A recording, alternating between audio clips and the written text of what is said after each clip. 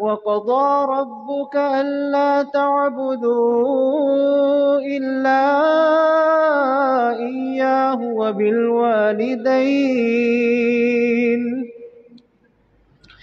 وبالوالدين إحسانا إما يبلغن عندك الكبر أحدهما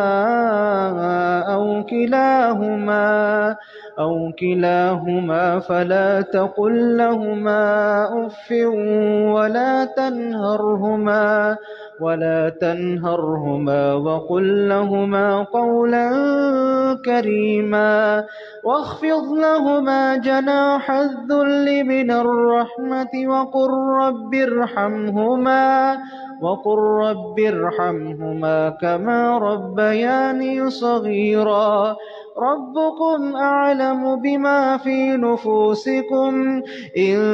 تكونوا صالحين فإنه كان للأوابين غفورا وآت ذا القربى حقه والمسكين وابن السبيل ولا تبذر تبذيرا إن المبذرين كانوا إخوان الشياطين وكان الشيطان لربه كفورا وإما تعرضن عنهم ابتغاء رحمة من ربك ترجوها فقل لهم قولا ميسورا ولا تجعل يدك مغلولة إلى عنقك ولا تبسطها كل البسط فتقعد ملوما محسورا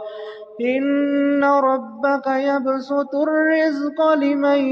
يشاء ويقدر إنه كان بعباده خبيرا بصيرا.